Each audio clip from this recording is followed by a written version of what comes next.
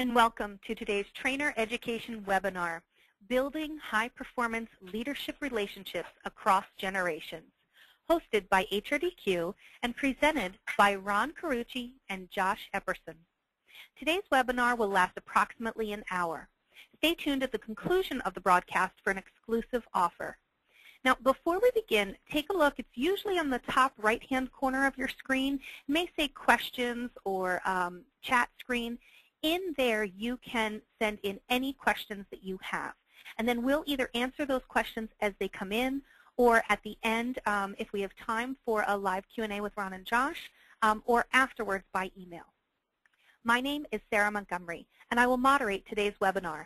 I am in business development for HRDQ, a publisher of research-based training solutions that improve the performance of individuals, teams, and organizations. Today's presenters are Ron Carucci and Josh Epperson. Ron is a seasoned consultant with more than 25 years of experience in strategy formulation, global organization design, organizational change, and executive leadership development. He is the author of several books, including Leadership Divided, What Emerging Leaders Need, and What You Might Be Missing. Josh is a consultant who specializes in large-scale organization and culture change, organizational architecture, and leadership development. Josh is the co-author of Future in Formation, Choosing a Generative Organizational Life. He holds a Master of Science degree in Organizational Development, as well as a Master's degree in Counseling Psychology. Both Ron and Josh are the co-authors of Bridging the Leadership Divide, Building High-Performance Leadership Relationships Across Organizations. Thank you so much for joining us today, Ron and Josh. Thanks, Sarah, and thanks for your organization hosting us. It's a thrill to be here. Welcome, everybody. Good morning or good afternoon, depending on where you're at in the world. Thanks for spending this time with us to chat about a topic that's very important to us. We hope the next hour is a rich conversation and provides you with a couple of important insights that helps you connect the generations in your organizations. So let's go ahead and dive in to the slides and begin the conversation. So our hope today is to share with you some of what we learned in the research we began many, many years ago on leadership relationships. There were 6 patterns that revealed themselves in our work that either made or broke the quality of a relationship between leadership generations. We want to just explore some of the challenges and pitfalls in some of the assumptions between those generations, and talk about how best to strengthen them and how best to deal with the challenges that most cross-generational relationships are having today.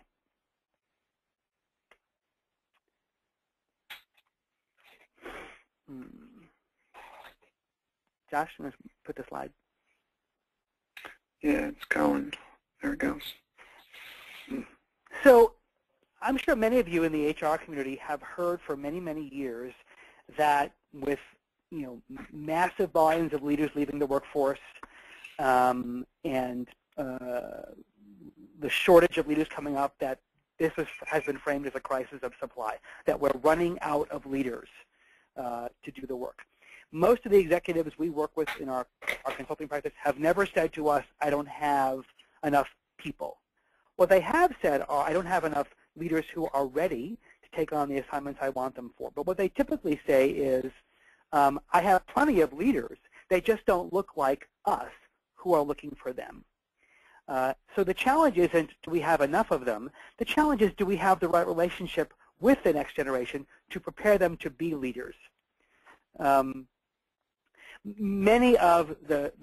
Much of the literature has framed the issue as a demographic issue. It's those millennials and their expectations about their career pathing, or it's those cynical Generation Xers, or it's those workaholic veterans. And if we could have one wish for the treatment of generational issues, it would be to abolish all of those labels. They are not helpful, they are inaccurate, they are stereotypical, and they actually are causing more division among the generations. They're not causing us to understand each other any better than we already do. the issue isn't one of explaining each other's birth years. The issue is how do we relate to each other better. So those labels only give me a language to explain why you irritate me, or why I don't like you, or why I can't work with you. They don't give me any insight into how to work with you better. So our goal is to sort of step aside from the generational labels we've learned and to learn better how to build the relationships between the generations, which, as we've discovered, have far more in common than they do differences, despite how they first appear.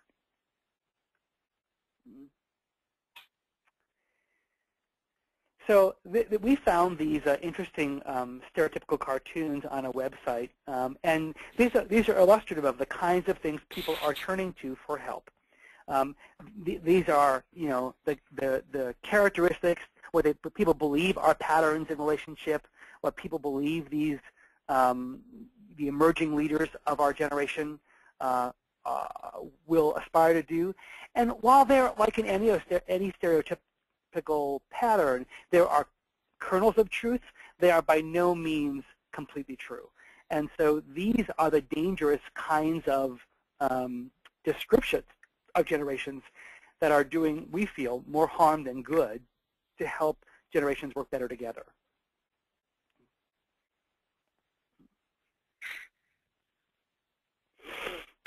So for those of you who don't remember earth science from your junior high school years, one of the interesting geographic phenomena of the Earth is an estuary. Some of you may know what one is. It's the place where freshwater and saltwater come together to form a very unique environmental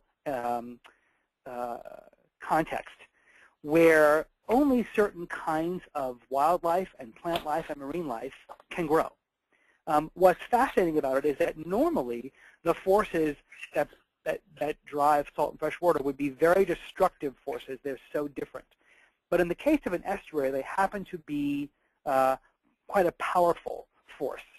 And the metaphor we use for what kind of relationship you can form between two generations when you harness them together effectively. Interestingly enough, one of the things estuaries are known for are flounder and horseshoe crabs. Flounder are an interesting type of fish that form in an estuary in the salt water and then move out and then can switch environments. The horseshoe crab is also known as one of the oldest living fossils. It has never left the estuary, and it has sort of atrophied there. And our call to folks is, how do we become more adaptive like flounders? How do we be able to bridge between environments that are different and harness the benefits of both? So, as I said before, our research revealed 6 different patterns that recurred in the leadership relationships we studied. We surveyed over 3,400 leaders. We interviewed dozens of executives and CEOs to look at the patterns in relationship in their organizations that either impacted performance of the organization positively or impacted performance negatively. And here's what those patterns were. But actually, before I get to those patterns, let me set some other context here. So one of the things we discovered later in the research after Leadership Divided, this material is now in Bridging the Leadership Divide, was what was interesting at the core of incumbent leaders, leaders who are seasoned veterans in the workplace, was really their fear of obsolescence. If you see, we've heard the brain drain phenomenon and the fact that many executives leaving organizations are leaving with repositories of knowledge they haven't transferred to the organization or codified in some systemic way. And they do live with a deep fear of not being important or needed anymore. They are deeply intimidated by the technologically more savvy younger leaders.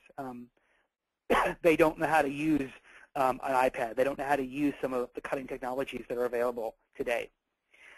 In cases where we've seen incumbent leaders having to report to emerging leaders and train them, they often resent that, they are having to support the careers of younger, less experienced leaders.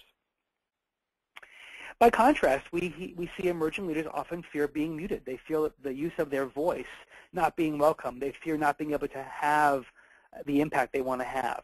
And many of them are impatient, waiting to use their full voice. It doesn't mean, sometimes that comes across as an entitlement or an expectation of an accelerated career path, but truly what they really want is to make a difference. And they don't like having to manage them, the incumbent leaders. At the core of these conflicts, what we have called that is, it's the contest between legacy and potential. How does the legacy I, as an incumbent leader, get predicated, get obsolesced by the thriving potential of an emerging leader? And so we see these things in contention. The truth is, if we can learn to harness them, the legacy of an incumbent leader is predicated on the potential of an emerging leader. And the emerging leader really has no potential outside the legacy being left to them by the generation before them. So truly, they don't need to be in contention with each other. They actually can learn to be harnessed if we actually intentionally do that. The problem is most incumbent and emerging leaders are initially triggered by the differences of attentions and don't work through them enough to realize that they actually need one another.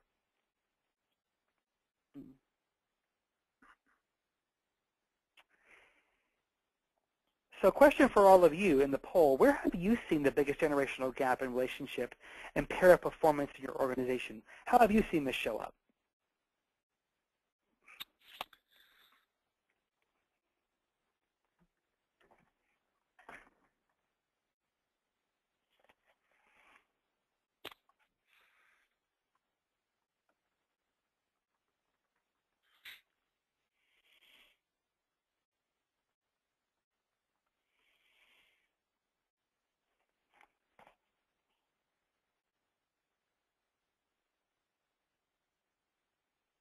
So Ron and Josh, we have a few here that are coming in. It looks like knowledge transfer is some of the answers, technical jobs, time frames and work ethic, supervision, collaboration and innovation efforts, Yeah, judgment. I just saw us against them mentality. Yes. We see that a lot. And it's so unfortunate. I mean, and you all, as you're putting these in there, social skills, these are the very, very differences we continue to see in the workplace. And the unfortunate and the good. So the good news is they don't have to be this way, right? So these are, if we can be intentional about how it is we build a bridge between these generations, these issues and contentions don't have to impact performance. Knowledge transfer is a great one. So most senior leaders want to know their legacy matters, right? They want to know that they're not being exploited for the knowledge they have. But there are actually plenty of very creative ways where you can create systems that do transfer knowledge between people and generations and codify it in a way that actually honors the legacy of the incumbent leader and prepares the emerging leader generation to take the reins going forward. And the real issue is it's a matter of intentionality. To Ron's point earlier about getting hung up on the demographic labels, which we see a lot, I think a couple thoughts on that point as you guys are sending your responses in, is that the demographic label is what is familiar to us. It's what we know, but it's also what keeps us from getting to reunite the generations. And so it actually, all of these problems that you're just listing off, so transfer of information, these different things, it only furthers and continues to perpetuate these competition versus collaboration I just saw pull up. It only furthers these if we stick to the knowledge and the label about a group of people versus actually getting into the more difficult work of, gosh, what does it mean for you that you want to pass on to me information and your legacy, and you want to do that in a way that is unique and honoring to you? Oftentimes the conversation doesn't get there because we think we know them fully simply by their demographic label. So let's go ahead and get into the data now. So I'm going to review these 6 patterns at a tertiary level, and then we're going to dive into each one more specifically. So the first one is a level playing field, the issue of rank. So how does hierarchy impact relationships across generations? And what do you do about that? How do you neutralize it? The second one was conversation. So how does the ability to be authentic, be genuine, and be honest in conversation affect relationships, especially across generations? The other one's inclusion. This is a big one for emerging leaders. So how do the ability to include others in decisions that affect them, how does that impact it versus faking the inclusion of people? The second one, the fourth one is imagination. So how is it that the dreams and aspirations and the ability to be creative affect generations? So you have these colliding generations of people, for example, where standardization and systems and processes have all been put in place. How do we not let those neuter imagination of emerging leaders? The fifth one is development.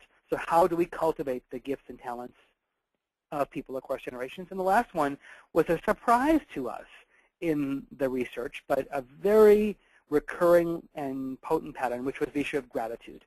How is it that, how does the force of gratitude genuinely shape and reinforce a strong relationship across generations? So that's in a nutshell what the 6 patterns were. Let's dig in to each of the 6 more deeply. So you may or may not have noticed, Ron and I, in our pictures, we come from different generations. I don't know if you can tell that or not, but we do. Beyond the research that we've done, 3,400 plus leaders that we've researched for this, Ron and I have been able to use our relationship, our leadership relationship, as a laboratory for us to understand these patterns as well. One of the things that has come up for us is, and in the research, is this notion of the need for a level playing field. And we really see this show up for leaders where, and in organizations where hierarchy is looked to as a way to understand value or importance, right? And hierarchy versus rank, basically what we're looking at there is just this delineation of who matters. One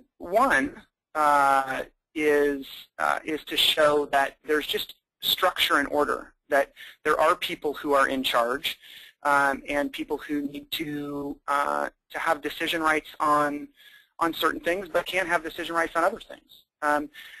The other side of the coin would say that if you're higher up in the organization, or if you're at a higher level, it actually means you're more valuable. And as you look at emerging leaders and the relationship with incumbent leaders, often in organizations there's this distinction between hierarchy and rank, and this notion of what was once used to delineate a sense of order and an organizing principle has become a mechanism to show you that I'm more important than you.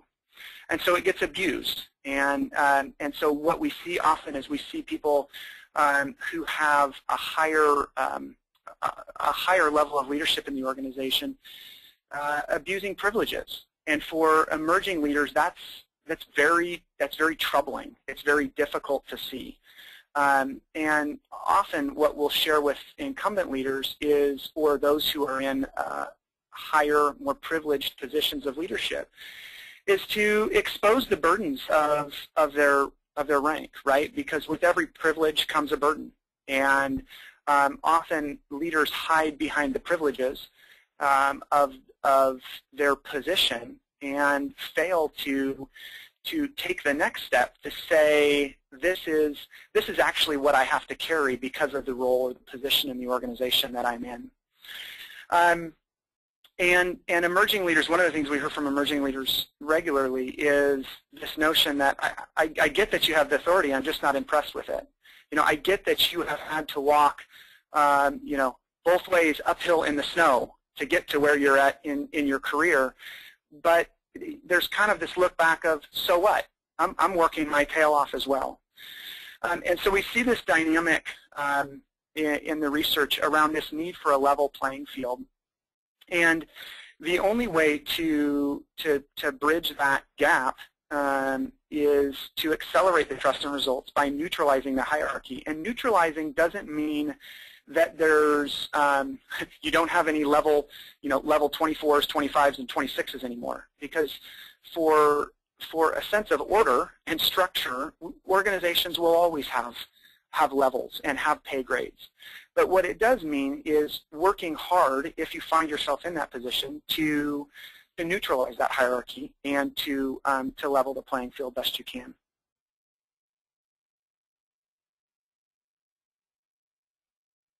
So a few ways to do that. Negotiate clear boundaries. Be clear about the level that you hold in the organization, and don't shy away from it and don't abuse it. But recognize that if you hold more power, more positional power or positional authority in the organization, in your team, the leaders underneath you are aware of that. And you can believe me that if you're not negotiating that and laying that clear to them and being clear about that with them, they're definitely talking about it behind your back. So you might as well want to get in on the conversation. And like I said previously, share your privileges. If you're not sure that you have privileges, trust me, you do. And you should want to find out how other people view those privileges. So it's a great opportunity to get feedback around how other people understand or perceive the privileges that you have in the organization. And frankly, I say perceive because often it is a misperception. Often they think that because you're higher up in the organization, you have it all that much easier, and miss the fact that in many instances it is much more difficult. It's much more difficult to get honest thoughts and opinions and feedback about the work you're doing because you're not as close to it. It's difficult to make those decisions that have implications for the people underneath you, and oftentimes people forget that. So get them in on that conversation and expose the struggles that accompany the rank that you have in the organization. Again, one of the ways that you can neutralize hierarchy is to increase your level of access.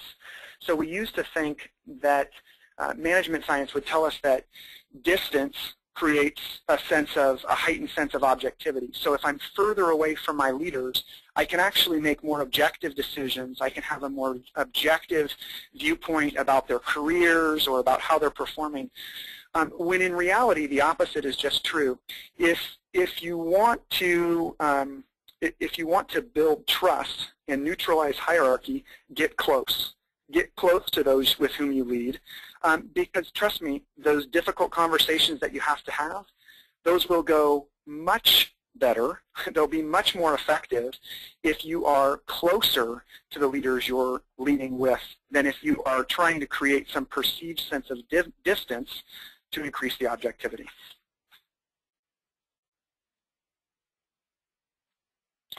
With that, let's take a look at a poll here. Choose the statement that most accurately describes the organization in which you lead. A, hierarchy is highly valued in my organization.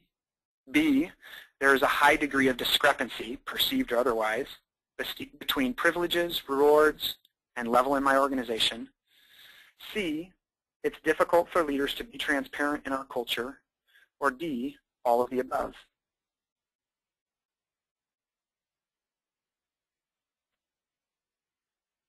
We'll give you a chance to send in your responses. Seeing a few of them come in now.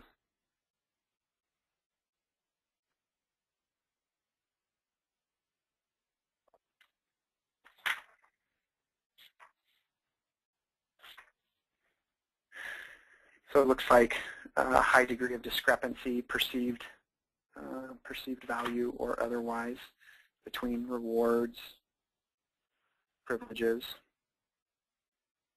Oh, there we go. Should be able to see how that breaks out across the responses. So it looks like all of the above, and we'll tell you that it's a little leading because these are all things that we hear from individuals. Let's look at the second pattern between leadership generations and reuniting them is a great cup of coffee. The death of veneer, the dare of depth. How many of you have ever been in a meeting? You know, and I wish I could see your hands out there, but you were in a meeting and the meeting progressed, and it soon became apparent that that the decision was made well in advance of you actually showing up to the meeting, and it's pretty clear that your participation is not needed. I think it happens all the time, right? And we call this the BS barometer, and we know when we're not a part of it, and we don't have they don't need us for anything in the meeting, and so it's almost like why are we there? And what happens is it just creates this distance between leaders. You know, they're the ones that really matter. And so what happens is we begin to exchange pleasantries in public for truth in private. So the real conversations happen outside the meeting. The real conversations happen at the water cooler, in the hallway. That's where things really get done. And so we give a tacit nod, in the public forums, in the town halls, as the strategy is being shared from on high, from the executive leadership team. We just kind of nod our head in agreement, and yet reality is we'll go get the work done outside of that. I think we also see this notion, what happens is the problem-centric versus solution and relationship-centric. So it becomes this game of pointing out what's wrong instead of creating options and opportunities for a new way forward. And the challenge with the solution and relationship-centric is that it requires vulnerability. It requires a depth of relationship that often we don't have with the leaders that require that level of conversation. And so we get stuck in places where it's just easier to point out the problems than it is to really work towards a hard solution, to have dissent, to have a challenging question, or to come back and really push back, because we're thinking, shoot, if we do that, I got to go work with this person, and 3 hours from now, I know there's going to be another conversation that they're going to look back on and frankly be angered by the fact that I pushed back on them in that one meeting. But what needs to happen is to get to a place where it is solution-centric and relationship-centric, where you have the relationship that can hold the depth of the engagement that's required. And so, recommend celebrating those courageous conversations where somebody goes out on a limb and takes a leap to push back on a point of view that someone has, because there is a better way, and it puts them in a risky position.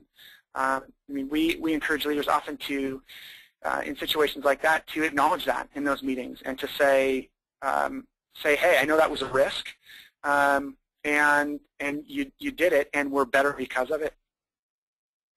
The only way, if you really want to spur innovation, the only way to do that is to get to a deeper level of engagement and conversation. One of the things we like to say is that conflict is the raw material of innovation, and you won't get to those places unless you're willing to push the depths of of your leadership relationships so that they can hold dangerous thinking, so that they can hold a risky point of view, not in a way that is incriminating or is used as a weapon or is so blue sky that it won't touch down anywhere, but in a way that actually does surface new ideas and new patterns of thought. So some of the ways that we like to talk about that in terms of bridging the divide is use the meeting processes that in a way that can help foster conversation. So often we see meetings as report outs. So come and do a show and tell and give me a status on work. And we watch leaders go around the room and just basically give a show and tell of the work that they're doing, and there's very little engagement or interaction or conversation around very meaningful pieces of work that are being progressed in the organization. Deal with personal avoidance of rejection and conflict. We all have our own tapes and triggers, and we all have, many of us have internal tapes that say, gosh, if I speak up or push back here, last time I did that, it didn't go well. There's no way I'm doing that again. Or, or get triggered because this is the ninth time, they've said that, and end up getting into unhealthy conflict. So if it's in a meeting process, set the boundaries for how you're going to interact and how you're going to do more than just have a meeting, but how you're going to use the meeting as a way to build the relationship. Call the question and celebrate those conversations. So when something doesn't fly, encourage people to push back. And oftentimes we'll see that leaders have had sidebar conversations, outside the room, but then those conversations won't get back into the room. If you've been one of those leaders who's had a sidebar conversation outside the room with somebody else and they're holding information, call them to account in the room and when appropriate, say, I think this would be a good time for you to bring some of what we have talked, and work to bring those outside conversations back into the collective conversation. Lastly, don't be afraid to be seen, and we see this for both emerging and incumbent leaders. There's something about really being known in both our struggles, in our weaknesses, and in our strengths and our greatest talents. That when we get to those extremes, there's something in us that kind of cringes, like, I don't want to be known by that, or I don't like the fact that people are seeing me that way. But as you do deepen the conversation, other leaders will feel more vulnerable and able to recognize your unique giftings and your unique strengths, and more able to call out in a helpful way your weaknesses and areas for development, because you have the relationship that can then sustain the depth of that conversation. Let's take a look at the poll here. Choose a statement that most accurately describes the organization in which you lead. A deep, honest conversation with colleagues is unintentionally avoided under the guise, I just don't have time. B, it's difficult to say what needs to be said, especially if it is unpopular or undiscussable. C, information sharing across BUs, functions, or other work groups is sparse and or duplicative and increases the total amount of time to be effective. D is all of the above. We'll give you a moment there to fill out your responses.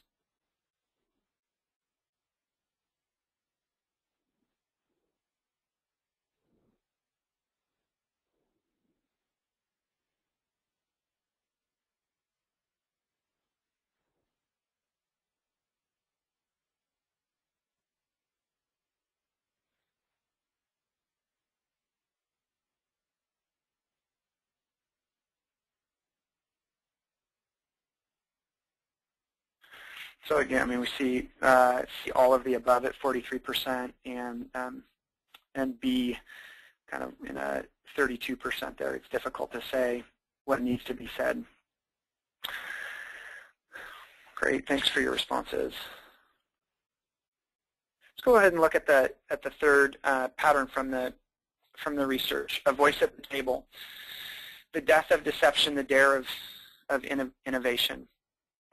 You may have virtually raised your hand on the question around how many of you have felt included in meetings versus just told to show up and pretend as though you're participating.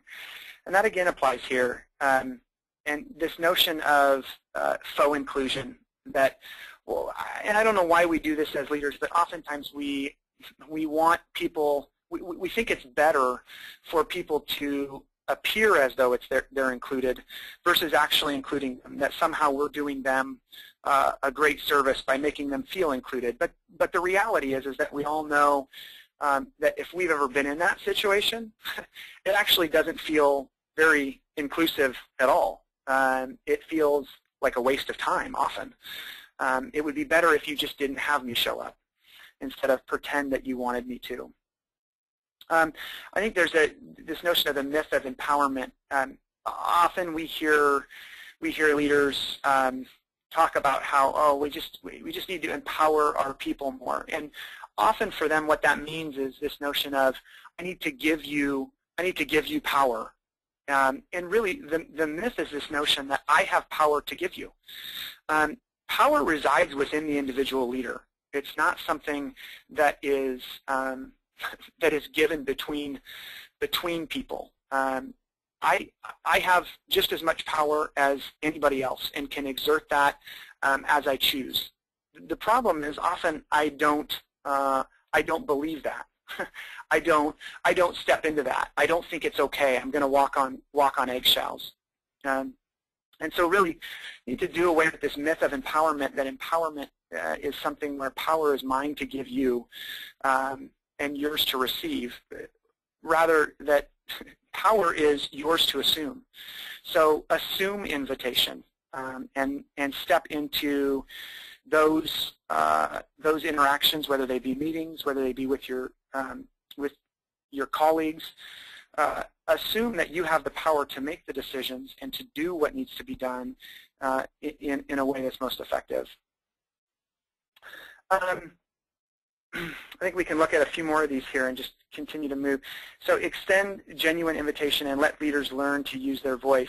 So oftentimes we hear incumbent leaders say, I can't let them do that. They might screw it up. Well, you're right. They might. And you know what? They might learn in the process.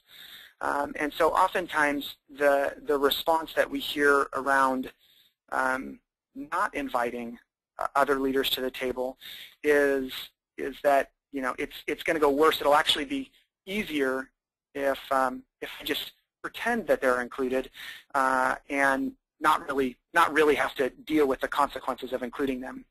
When in reality, the truth is you're actually robbing the system, your organization, you're robbing your team of potential capability and taking on new skills and new knowledge and new leadership. And so you're actually robbing them of the very capability that you may need in the future. And kind of a sub-theme under there is when you get invited, don't play hard to get. Often we see leaders who have been waiting, what seems like their entire career to get a seat at the table, and then they get at the seat at the table and they don't say anything. They don't engage, and it's almost this this response of, oh, you wait and see. I'm going to show you for making me have to hold out for 5 years, 6 years to get to this place. And it's almost like this, I'm going to make you pay for not inviting me sooner. So if that's you and you get invited, just show up. Just show up and don't play hard to get. If you want to maximize the passion and commitment of your people, get different voices to the table. and listen. Don't just get them to the table, but truly hear what's being said, and you'll know, and the leaders that you lead with will know you hear them when it implicates the decisions you make, how you do your work, the type of culture you choose to lead in, how you structure your meetings. And as people see those changes, you can be certain that passion and commitment will increase. Let's look at some of the ways that those show up in relationships. So this notion of invitation, it comes up frequently in decision making. So I don't know what decision rights I do or I don't have. I don't know when it's appropriate for me to push back. I don't know. There's just a lot of lack of clarity around decision making. So set clear decision making parameters. If you go into a meeting and you're not looking for the input of your team, tell them that. Tell them that you're just looking for them to hear the information and to go back to their job. Be honest with them. Don't waste their time and try to get them to think that you want their input when you really don't. And if you do want them to participate, ask them. Ask them that they, for them to show up and for them to give clear feedback and help make the decision. And then hold them to it. And for many of you as leaders, that may be a shift. And the shift in requiring your folks, your directs, your teams to participate and show up. If you were to say that in front of them, you might get a bunch of blank stares. And so you may need to work that and pull that out of them over time. But if you ask for it, follow through and make sure they do show up. When you have something you need to be in control about, or you've got bias around a certain issue, lead out loud. Lead out loud with those sorts of things and make it clear to the other leaders with whom you're leading with, whether it be directs, other critical stakeholders in the organization, business partners. If you have bias around a specific topic, say so and tell them that you're biased about it. Instead of letting your control needs or your bias needs come out in really odd or collusive ways or out in the hallway outside the meeting, own it up front and be straightforward about it. We mentioned earlier, when invited, show up. And it says just that. So do show up when you're invited. And lastly, never pretend you want input that you don't. And unfortunately, we see this a lot in organizations because many leaders feel they need to check the box off inclusion. But to build sustainable relationships, you can't just check the box. It has to go deeper than that. And so it's better to be clear that you don't want input than it is to pretend you do. Let's look at a poll here. Choose the statement that most accurately describes the organization in which you lead. A, in meetings, it is often unclear what we're solving for, who actually needs to be involved, and who really has the final say. B, people are passive-aggressive about their needs for control. In the room you hear, quote, "Oh no, it's not that big of a deal to me," end quote, only to find out later they aggressively worked to undo the decision made. C, leaders ask people for input they really don't want or need. It's clear their mind has been made up. D, all of the above.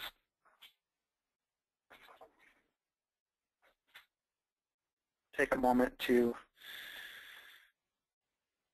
respond to those questions.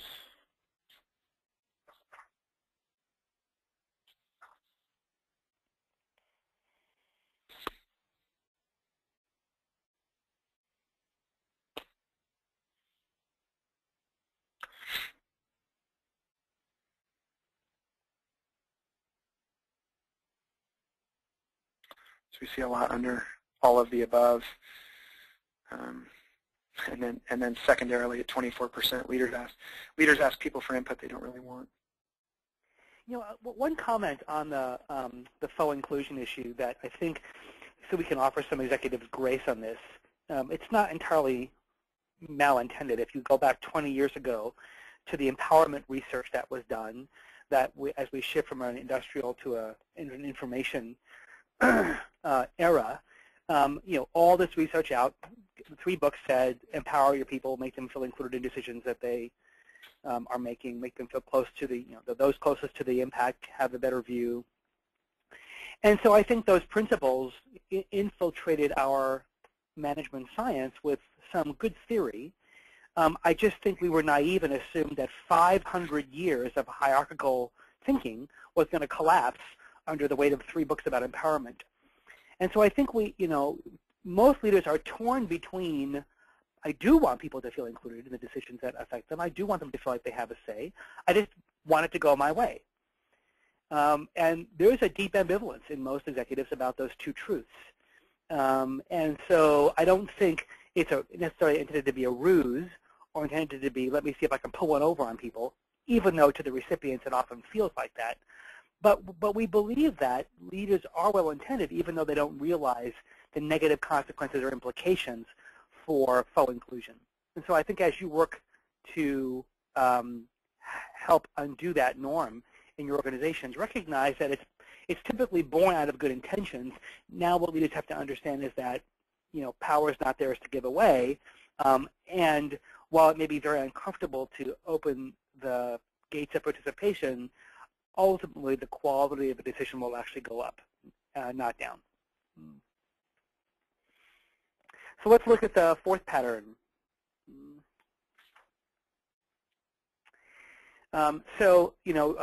If I were to ask all of you in the privacy of your own homes, how many of you have in your bathrooms in the morning getting ready, picked up the hairbrush and into it belted out the song that was playing on the radio? Or how many of you have hoisted above your head the flower vase on the cocktail table and received your World Cup trophy? Or how many of you have made and delivered your Academy Award acceptance speech? If you're honest, many of you would raise your hands to at least one of those things. And why do we do those things? Do we do them because we're all closet narcissists? No, probably not. You may be a closet narcissist, but that wouldn't be evidence of it. What that's evidence of is that we all come with the inherent belief and desire for our lives to be something more than they are. We all imagine making a bigger impact in the world. We all imagine making a big difference. We all want our lives to matter. And so our capacity to dissociate from real life and receive the accolades of the world is typically an internal expression of our desire for more. I think if we were to learn to harness those passions of our workplace, now you see the employee engagement surveys now transitioning to commitment and sacrifice and measuring other things, trying to tap into that latent energy of sacrifice. What will cause our people to go the extra mile and truly give and contribute? And it has to do with how much they believe it is aligned with the things they most desire to do in the world. Can they see the difference they're making? And so how do we hand people the hairbrush? And how do we let people know and genuinely contribute to the workplace in ways that matter to them? That's a new concept for folks. And typically because we have put in things like SAP and resource allocation processes and performance management. And we have tried to standardize the organization in ways, for understandable reasons. We have to scale and grow our organizations and scale and grow our earnings per share and scale and grow our brands, and that means consistency. But unfortunately, what a lot of the standardization has done has created monotony. And in that monotony, we have neutered imagination. The truth is that good standardization should actually liberate imagination and creativity. It shouldn't constrain it. So when you decide what it is you're going to measure and standardize, be clear that that you should be doing it in ways that allow for greater creativity within a prescribed set of constraints or boundaries. It's not limitless. If you want to push leaders to their greatest levels of contribution, then you have to let them dream first. Set the targets later. And here's some of the practical ways to do that. Well, we went backwards. There we go. Again, choose your measurement systems wisely. A lot of times our balanced scorecards are not so balanced, and they measure, 4 versions of the same things. And so, when we choose to look at things like corporate responsibility or the financial metrics or the process metrics or the leading and lagging indicators, are we measuring in ways that allow ideation and creativity and out-of-the-box thinking to thrive? Leaders especially can make a great impact when they talk animatedly about their dreams, when they talk about their desires and what they want. So when you set stretch goals for people on your performance planning processes, actually mean that you want them to stretch. The 5th pattern has to do with development of people. Let's go ahead and skip up past this poll because we're running short on time here. We developed this picture years ago for a client who struggled to see anything but negative in people. Nothing anybody did was good enough for him. People often fell short of his unrealistic expectations. So I asked the leader what he saw in the picture. And of course, his first response was, "I see coal with a rock in it." Very, very typical of his view of the world. And we explained to him that there are actually 4 pictures here. There certainly is the coal. There is the diamond in the rough, the unformed gem. What's less visible in this picture, but still there, are all of the diamonds that came out of this coal from the past that are beautifully formed and polished stones. And there's also that diamond in the rough, as it will be when it is beautifully formed. And what I said to this leader was, I call that quadnocular vision, being able to hold all 4 pictures at the same time. Great leaders are able to look at the people that they're leading and see all 4 pictures at the same time. They don't see their leadership in an arrogant way of, I'm better than you, and my job is to make you like me. Unfortunately, the word coaching in our vernacular has quickly come to mean I'm here to make you like me, or I'm here to fix you. Mentoring has come to mean I'm here to make you over in my own image. And so those devices have created language that have become cliche and maybe a little bit obsolete, because they don't truly talk about the relationship as developable. Can we go back a slide? We also, our management science has created, through how we do feedback, a trigger-happy impulse to correct. We get a 360 or we get multi-rater feedback, and the first thing we do is want to go identify the biggest gaps and put in plans to develop and fix all of them. And the reality is, we all know it typically doesn't work. So how do we balance correction with maximizing? So if there are assets that I bring, if there are strengths that I bring, if there are unique contributions I can make, how do I optimize those? And how do I help people not feel small in the presence of others' gifts? So when I see somebody who's really good at something, how do I not pick up that yardstick of comparison and make myself feel smaller? The most important thing I tell you on this page is that for emerging leaders, one of the things that's most important to them is that development be two-way. They want to know that they can have as much of an impact and make as much of a difference on the incumbent leaders as they're expecting the incumbent leaders to make on them. So how do they develop two-way relationships? When we see cross-generational relationships that are mutually beneficial, it's really a beautiful thing to see both investing in each other. Let's see how this plays out in organizations. So the first one is shared entitlement. Many people, both incumbent and emerging leaders, have a sense of I deserve to be developed. You owe me. Not helpful. It may be true, but when you show up with a posture of entitlement, you're less likely to hear feedback and input on development. For executives developing others, one of the first things you can say to build credibility with an emerging leader is talk about your own goals. Talk about the ways you fall short. Emerging leaders are deeply interested in hearing as much about our failures as they are about our successes. And to the HR community, we would say especially, and I think you probably know this better than anyone, don't leave leadership formation to chance. I know we invest billions of dollars in leadership development programs and workshops and coaching out the wazoo, but often it does not amalgamate into a systemic approach to developing leadership as an organization capability. So do what you can in your organizations to advocate for very intentional investments for how you allocate your resources for leadership development. And it doesn't mean that it has to be equal for everybody. Don't try and sustain the illusion that all talent is equal. Let me know it's not. And invest heavily in those leaders and those groups of leaders that are going to make the biggest impact on your organization's performance, and put your resources there. The final pattern, let's go on to the final pattern. This, as I said earlier, this surprised us. But in the data, what we saw was the force of gratitude being one of the greatest provocations of change and in strengthening relationships. And here's what we don't mean. If I were to ask you all to raise your hand, how many of you have actually received compliments in your organizational life that actually insulted you? Many of you would raise your hand and say that you had.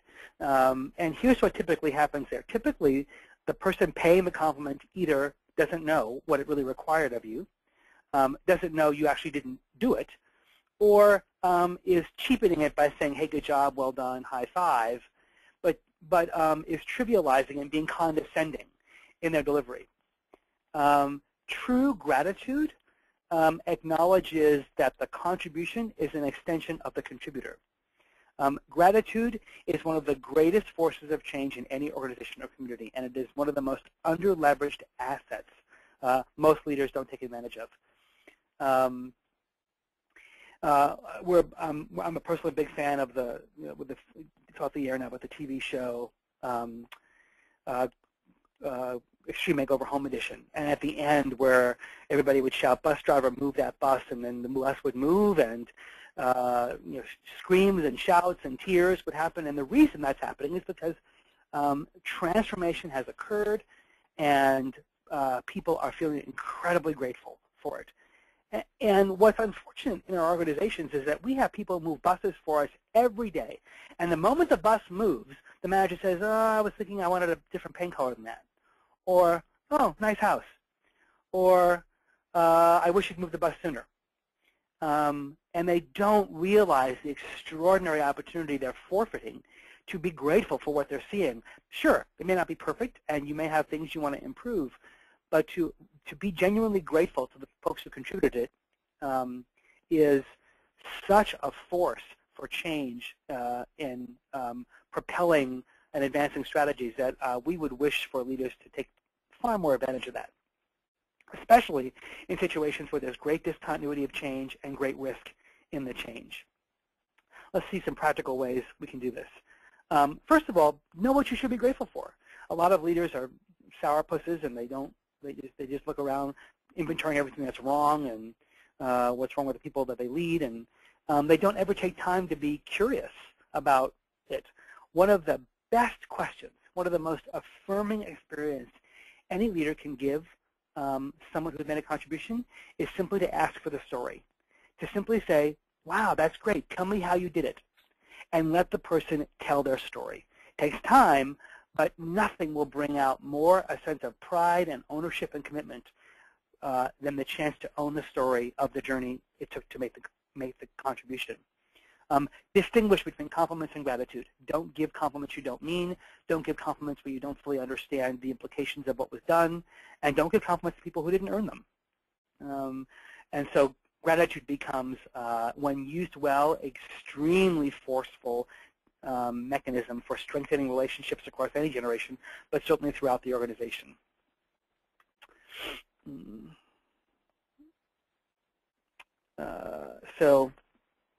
We have time for this one last poll. Let's go ahead and do the gratitude poll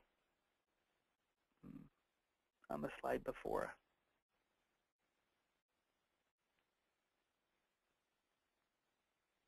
Yeah, why don't you all go ahead and respond to these questions, and we'll see where we stand.